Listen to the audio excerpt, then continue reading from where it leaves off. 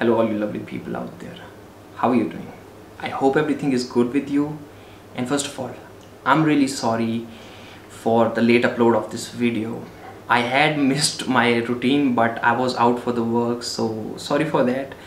But let's begin with today's video and talking about the antidote of toxic hustle culture. I have to tell you a small story. Now this story goes back in 2019 or 2018, I guess. It was at that time I was an average student, an average person, or an average guy.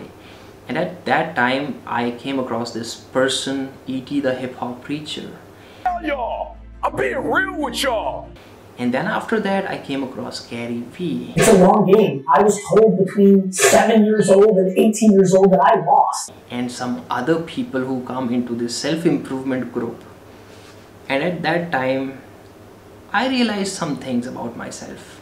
Now, first of all, I'm not gonna vilify these people because these people opened some new doors of perspectives and made me realize that there is much more to life than chilling and spending whole day with your friends.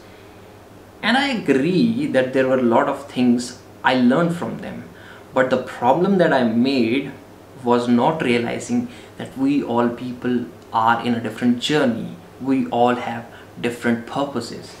And what I actually did at that time was that I just copied each and everything they did to the dot, like waking up early at 5 just because these people did, like optimizing my workout schedule in the way they do, and working with all the intensity they did. And the problem was I failed miserably, and after that I felt bad for a while, but I thought maybe it is the part of the process, and I continued on that path. And after a certain point of time, it felt like I was burning out. There was anxiety within me and many other things. And believe me guys, that even at that time I thought maybe this is part of the process. Maybe this is like burning and then rising once again like Phoenix. And I don't know, maybe it was. But eventually as the time passed, I still felt this angst, this constant angst, and I was going through this journey in where I was at certain times in this fit of self-improvement, doing all I could, and then I used to reach some peak level and then hit the rock bottom. This peak and rock bottom was a constant graph in my life. And I didn't realize why I was feeling miserable, even though I was getting a little bit success in my life. By last year I had got it all up to a certain limit and I should be happy, but still I felt like I need to prove people who said something to me, or I have more goals, or why the hell I'm not feeling content, what the hell is happening. And recently, like a week ago, I was talking to a friend of mine and discussing all that, and she said, you remember I once told you that it doesn't matter how much successful you become in your life. If you're not at peace with yourself, all that success goes into vain. And I was like, yeah, you were right. And a few months ago, somebody has given me this advice, like, look buddy, you don't have to be at this peak zone where you just are performing all the time. Things can be sustainable, and in the long run, if you're doing those sustainable things on constant basis, you might do a lot of progress. And I was like, well, let's do that as well. Why just be in that zone where you are at the extremes, either outperforming everyone or either at the rock bottom doing nothing for few days? I mean, we can be in the middle, right? And I tried it, and in the beginning it was really hard for me because just after a few days I'll get into my algorithm, somebody saying that if you are doing average, you're wasting your life, you're wasting your potential. But eventually I thought, let's experiment with this mediocrity as well. And when I say mediocrity, I'm not saying that just to be at the place where you are. What I'm trying to say here is that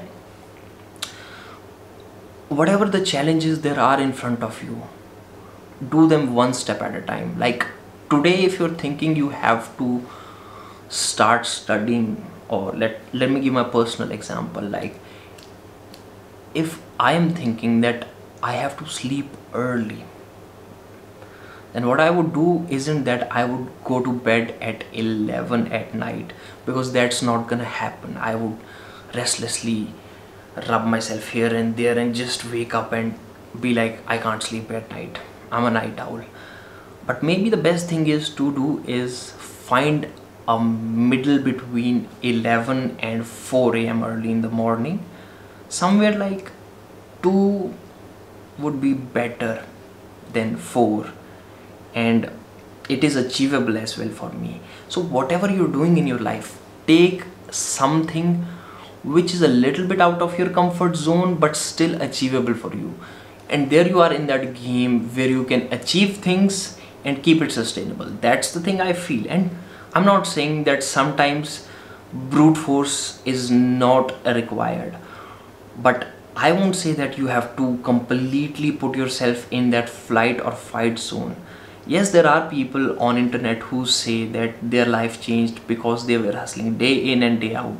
Maybe they had their what I would say responsibilities. Maybe their life was much more different than mine, but I don't think I need those things in my life personally. We all have a different life, and I think this slow productivity, this sustainable productivity, like doing the basic things, showing up daily and taking small challenges, not getting my ego inflated and taking some big ass crazy challenge and then crashing down. No, that's not for me. So I think that is the answer to the question, what is the antidote of toxic hustle culture? And that's the answer for me: to take one step at a time out of your comfort zone, and then relax, take a step back and show up the next day once again. And if we can do that on constant basis, in a year, who knows where we will be without any burnout, without any stress, in a sustainable manner. And I think that is much more better. I would also say to someone in that situation, don't do more than that. If the agreement that you've made with me and with yourself is that that's enough, abide by the contract that you've written with yourself and allow yourself to be grateful for the fact that you had the courage to take even a single step forward. And don't push your bloody luck, because maybe you'll have a brief fit and vacuum the whole rug, and then you'll be so annoyed at how you've destabilized your entire life that you'll redouble your attempts to make a mess, and the place will be more like hell than ever for 2 months. It's very probable that that sort of thing will occur if you break the contract you've set with yourself. And after that, I would also say your life is your life. Don't listen from me. Yeah, take my perspective, take the perspective of other people who are doing that toxic culture. And for some people it isn't toxic, it is the mode of survival, because they are doing all that because they have family to look after. So that's up to you, buddy. And with that, I would like to end this video. If it was valuable for you, make sure to hit the like button. For more such stories or some coffee videos, make sure to hit the subscribe button. I'll see you in the next one. Till then, have fun. Peace.